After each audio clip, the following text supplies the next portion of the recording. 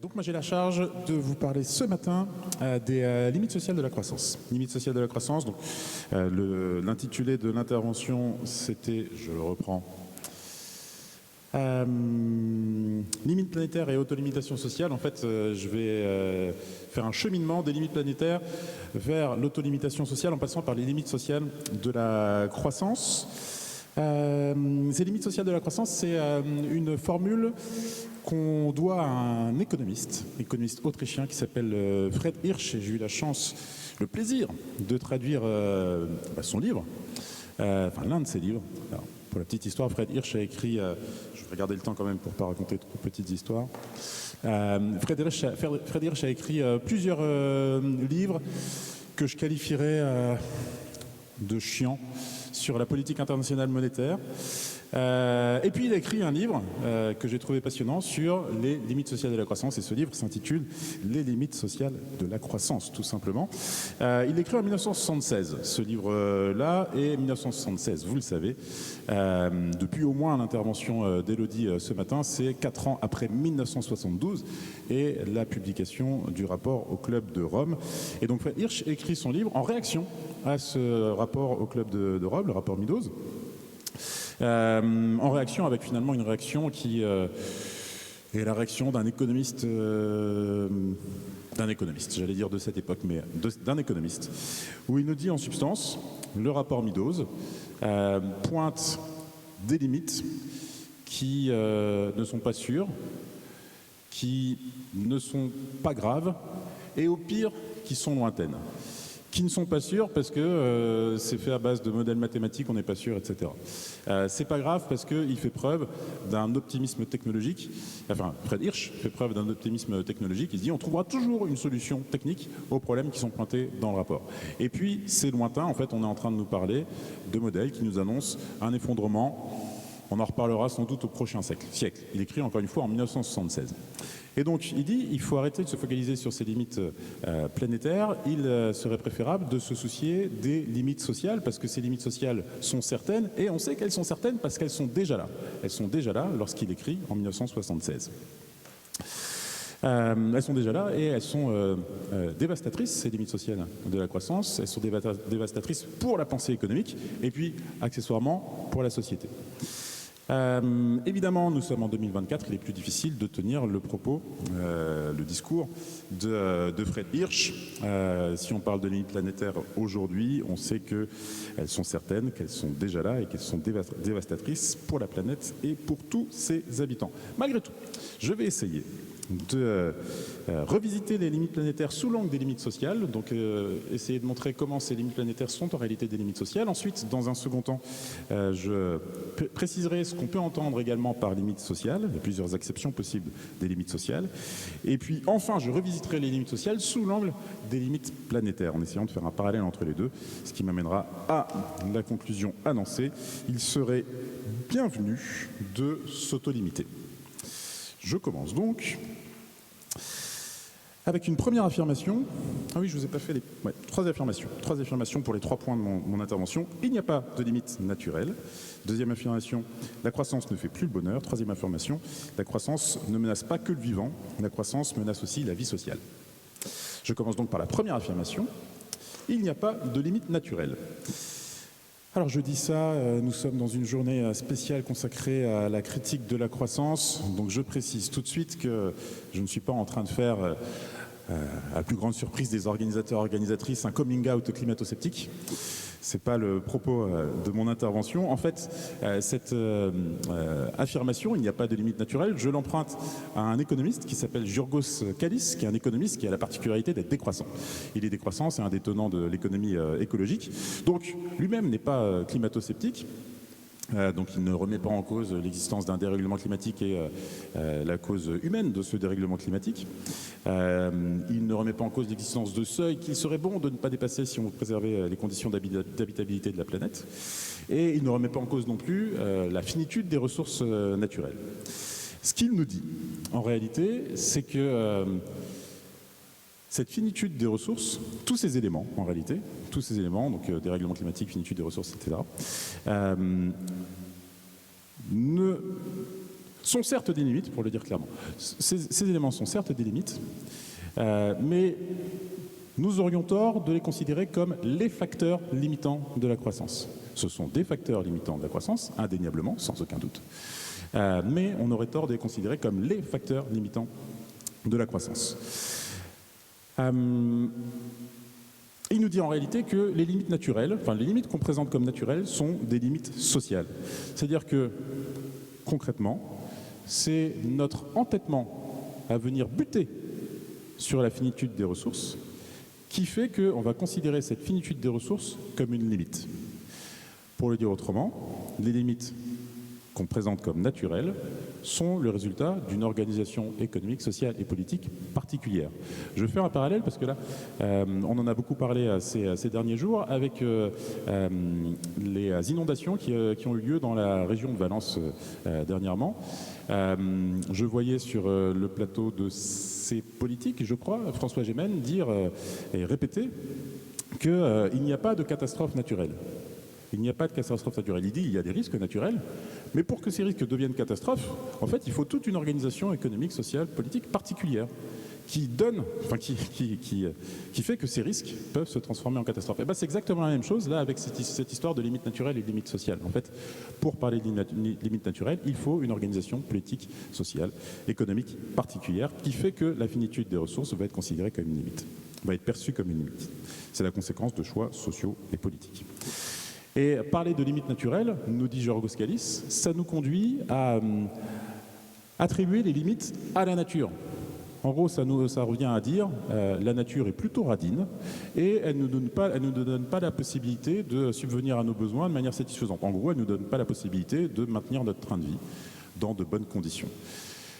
Et en attribuant comme ça ces limites à la nature, vous voyez qu'on s'exonère totalement de tout choix politique. Donc c'est en cela qu'on peut présenter les limites planétaires comme des limites sociales. Deuxième affirmation, la croissance ne fait plus le bonheur. Là, l'idée, c'est que la croissance ne remplit plus les promesses qu'elle était censée tenir. On le voit notamment avec, on l'a vu notamment avec le rapport de Billet de Schutter qui nous disait que la croissance aujourd'hui ne permettait plus de lutter efficacement contre la pauvreté, ne permettait plus de lutter efficacement contre les inégalités et ne permettait plus de créer des emplois. Je mettrai un bémol, mais je crois que Mathieu en parlera cet après-midi sur le dernier point, la création d'emplois. J'aurais tendance à me questionner en tant que décroissant sur la pertinence qu'il peut y avoir à se donner comme objectif de créer des emplois. Dans quel type de société nous avons besoin de créer des emplois? Je ferme cette parenthèse.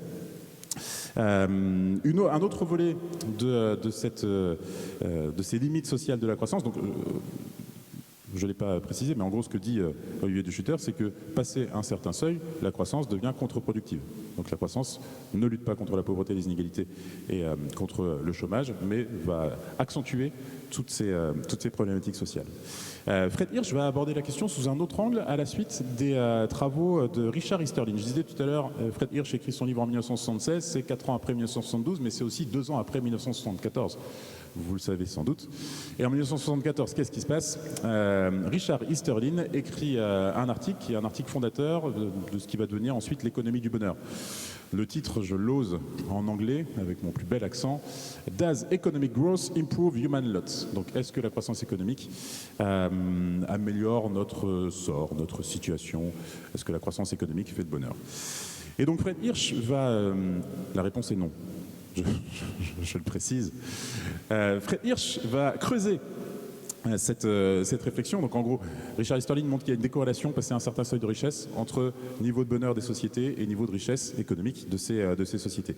Fred Hirsch creuse cette réflexion en donnant des éléments qui permettent de mieux comprendre pourquoi il y a cette décorrélation entre croissance économique et niveau de bonheur, niveau de félicité des sociétés. Et en gros, on a plusieurs explications qui peuvent être avancées.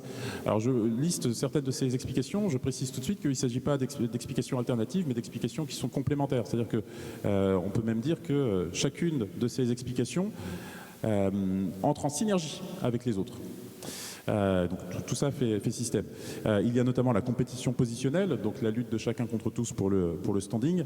Il y a la question de l'accélération dont parle Hartmut Rosa et qu'on pourrait retraduire aussi sous la forme d'un accaparement du temps. Et puis il y a la question de la tyrannie de l'hyperchoix qui nuit également, du fait de la croissance, qui nuit à notre bonheur. Le raisonnement de Fred Hirsch consiste à dire, et c'est pour ça qu'il dit que c'est dévastateur pour la pensée économique, dans une société de croissance, on a tendance à penser que plus, c'est toujours mieux. Et inversement, que mieux, c'est forcément plus. Plus, c'est toujours mieux, mieux, c'est forcément plus.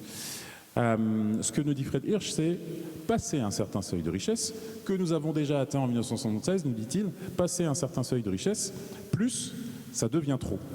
Plus ça peut devenir trop. Donc il nous dit, alors je vais pas développer l'ensemble des limites sociales de la croissance, je vais juste faire un zoom sur la compétition positionnelle.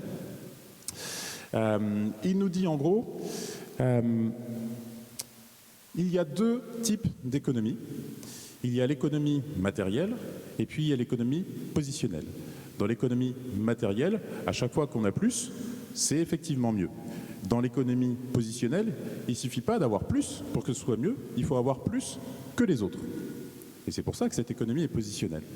Et en fait, ce qu'il nous dit, c'est que, passé un certain seuil de richesse, l'économie se développe de plus en plus vers l'économie positionnelle. Et on assiste à la formation de ce qu'on pourrait appeler une excroissance positionnelle de l'économie qui est dysfonctionnelle. Il donne une illustration que je trouve brillante pour montrer comment la croissance devient finalement, passé un certain seuil de richesse toujours, un jeu à somme nulle, voire à somme négative. Il prend l'exemple de l'image de la salle de concert. Donc figurez-vous, vous êtes dans une salle de concert, vous êtes dans la fosse évidemment, et malheureusement vous êtes derrière un grand. Je ne sais pas si ça vous est déjà arrivé, vous êtes derrière un grand et vous ne voyez pas la scène. Ce que vous faites au début, c'est que vous tournez un petit peu par là, puis vous finissez par vous mettre sur la pointe des pieds, et en vous mettant sur la pointe des pieds, vous voyez à peu près ce qui se passe sur la scène, sauf que la personne qui est juste derrière vous commence à vous maudire. Elle fait ça, puis elle se met sur la pointe des pieds, etc. Et vous voyez qu'à la fin du processus, tout le monde se retrouve sur la pointe des pieds, et personne ne voit mieux qu'au début.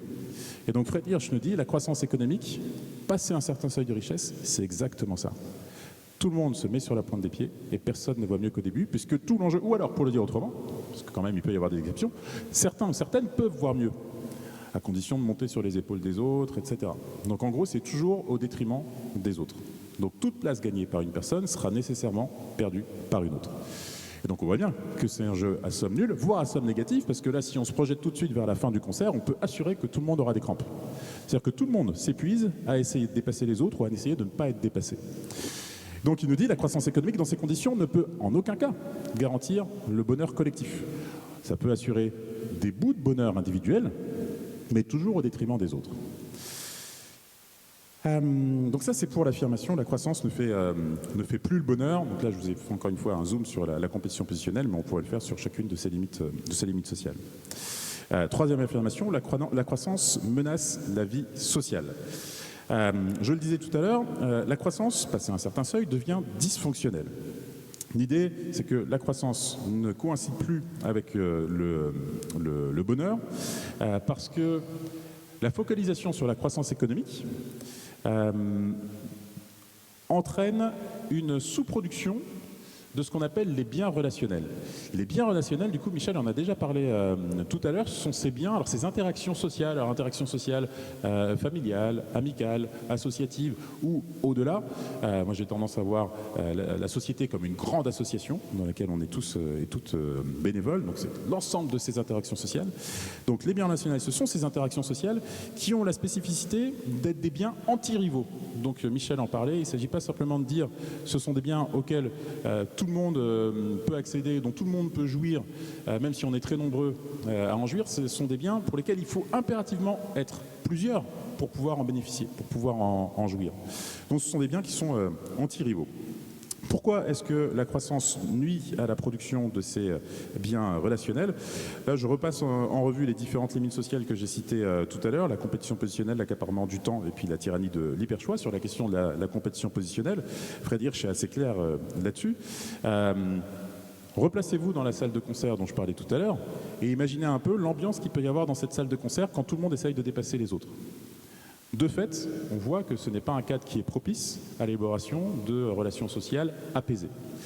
La compétition positionnelle, enfin, dans compétition positionnelle, il y a évidemment compétition. Deuxième élément qui permet d'expliquer pourquoi la compétition positionnelle empêche la création de biens relationnels, Fred Hirsch nous dit en fait ça nous conduit à faire des arbitrages que je qualifie de malheureux. Des arbitrages malheureux, c'est-à-dire qu'on va avoir des choix à faire en tant qu'individu entre différents types de biens. Et il se trouve que Fred Hirsch nous dit il y a certains biens qui sont positionnels et d'autres qui sont moins positionnels. Certains biens en gros pour lesquels la position sociale qu'on occupe, la position dans la distribution des revenus qu'on occupe va avoir un rôle déterminant. Et des biens du coup qui vont nous permettre de montrer aux autres quel est notre rang, quel est notre statut, c'est ça les biens positionnels. Et il y a des biens qui sont moins positionnels, donc des biens qui peuvent être accessibles indépendamment de son statut et qui ne véhiculent pas de statut social particulier. Et il nous dit, Fred Hirsch, que lorsqu'on a un arbitrage à faire entre biens positionnels et biens non positionnels, on a tendance à privilégier les biens positionnels. Et je signale que les biens relationnels ne sont pas des biens positionnels. Ce qui fait qu'on va avoir tendance à négliger la production de biens non positionnels comme les biens relationnels au profit de biens positionnels. Pour ce qui est de l'accaparement du temps, ça c'est une question qui a été étudiée notamment par un auteur qui s'appelle Stefan Linder, qui montre que de la même manière que pour la compétition positionnelle, on opère des arbitrages malheureux, dans le cadre de l'accaparement du temps, on va opérer des arbitrages malheureux aussi en se disant, en fait, dans une logique d'application de la productivité à toutes les sphères de la vie, on va se dire, il faut maximiser autant que possible l'utilisation de notre temps. Or, les relations sociales, ce sont des éléments qui demandent du temps. En fait, on ne peut pas imaginer avoir des relations sociales en n'y consacrant que quelques secondes. Alors que des achats de biens matériels, on peut y consacrer juste quelques temps et ça remplit son office. Ce que dit Stefan Linder, c'est que dans ces conditions, les relations sociales vont nécessairement être considérées comme des biens inférieurs. Donc des biens dont la production et la consommation va décliner à mesure que le revenu augmente. D'où la sous-production des biens relationnels. Et puis pour la tyrannie de l'hyperchoix, il y a des auteurs qui ont montré que le fait de devoir en permanence choisir, alors pour faire simple, prenez l'image d'un hypermarché, alors je vais rarement dans les hypermarchés, j'y vais seulement pendant mes vacances, et lorsque je me perds dans un hypermarché pendant mes vacances et que je dois par exemple acheter des yaourts, je me rends compte qu'il n'y a pas un rayon yaourt, mais 5 rayons yaourt. En gros c'est ça la tyrannie de l'hyperchoix, et il faut se figurer donc ces hyperchoix qui sont répétés tout le temps, au quotidien. Et donc, des auteurs montrent que cette tyrannie de l'hyperchoix génère ce qu'ils appellent un mi-mi-mi-effect. En fait, on est tout le temps amené à se questionner, à nous questionner sur nos préférences. Qu'est-ce que je préfère tout le temps? Et en fait, à force de nous questionner tout le temps sur nos préférences, on finit par être totalement autocentré. Et ces individus autocentrés, enfin, que nous sommes, ne peuvent pas se soucier suffisamment d'entretenir le lien social. C'est ça leur raisonnement. Donc le mi-mi-mi-effect. Moi. Tout ça conduit à dire que la croissance économique, dans cette optique, menace la vie sociale. Je suis pas trop mal, il me reste quelques trucs à vous dire. Menace la vie sociale. Et à ce titre-là, il serait bon de se fixer des bornes, de s'auto-limiter, quand bien même il n'y aurait pas de limite. Alors oui, j'avais noté tout à l'heure, je devais dire illimitisme et j'ai vu non. Non, c'était le défi donné à Baptiste, que je reprends, par la Ligue d'impro, illimitisme et générativité. Je ne suis pas sûr d'y arriver avant ma fin. Je disais, il serait bon de se fixer des bornes, quand bien même il n'y aurait pas de limite, il serait bon de s'auto-limiter. Et c'était exactement ce que disait déjà, là on est en 2024 et on dit ça, c'était exactement ce que disait déjà John Stuart Mill. John Stuart Mill, économiste du milieu du 19e siècle. John Stuart Mill était un économiste classique qui arrive dans le cadre des économistes classiques après Smith et Ricardo. Smith et Ricardo avaient déjà anticipé, avaient déjà imaginé les limites de la croissance. Ils disaient déjà, en fait, tôt ou tard, la croissance va s'arrêter, on a une planète qui est limitée, la surface de terre arable est limitée, on a des problèmes de gains de productivité, enfin, loi des rendements décroissants, donc tôt ou tard, la croissance va s'arrêter. Et ils disaient, c'est dans longtemps, mais ça va nous donner une société, un état stationnaire, subi, triste, pauvre, ce sera la généralisation de la pauvreté, et ce sera la fin de l'histoire. Pas super enthousiasmant globalement comme programme. John Stuart Mill arrive quelques décennies après et prend à rebours leur position en faisant un chapitre sur l'état stationnaire où il fait la promotion, la défense de l'état stationnaire. Il nous dit la croissance, c'est une phase nécessaire mais particulièrement pénible, que doivent traverser toutes les sociétés. Mais c'est une phase qui est temporaire. C'est une phase qui correspond à la jeunesse de ces sociétés. Et passé un certain stade, on peut se tourner vers d'autres finalités que de produire plus d'année en année. Il y a mieux à faire, en gros, que de chercher à produire plus d'année en année. On peut se tourner vers des finalités esthétiques, on peut se tourner vers des finalités spirituelles, nous dit-il, on peut se tourner vers des finalités là, que je pourrais qualifier de sociales. Et il nous dit, en fait, en faisant cette défense de l'état stationnaire ne doit pas être subi, mais choisi. C'est pas un état morne, mais c'est un état qui est plutôt enthousiasmant. C'est pas une société qui est pauvre, mais au contraire, c'est une société qui est riche, particulièrement riche. Et c'est pas la fin de l'histoire, mais au contraire, c'est là que l'histoire vraiment sympa commence, à partir du moment où on entre dans l'état stationnaire. Alors, évidemment, nous sommes en 2024, nous ne sommes plus en 1850. Il est trop tard pour parler d'état stationnaire simplement. Alors je dirais, il est à la fois trop tard et trop tôt pour parler d'état stationnaire. Il est trop tard parce que nous avons déjà dépassé les plafonds de soutenabilité écologique et sociale, et il est trop tôt parce qu'il nous faut une phase de décroissance pour repasser sous ces plafonds de soutenabilité écologique et sociale, et alors on pourra à nouveau parler d'état stationnaire. Ce qui est intéressant, c'est que John Stuart Mill insiste bien sur le fait que ce choix de l'état stationnaire, c'est le choix de société mature. Enfin, c'est un signe de maturité. C'est pas un renoncement, c'est un signe de maturité. Castoriadis parle d'autonomie. Il nous dit, Cornelius Castoriadis, ce serait un signe d'autonomie que de s'auto-limiter et de ne pas laisser à la nature le soin de nous rappeler systématiquement la finitude des ressources. J'aurais tendance à dire, du coup, pour conclure, qu'il serait temps que nous fassions preuve d'autonomie et de maturité.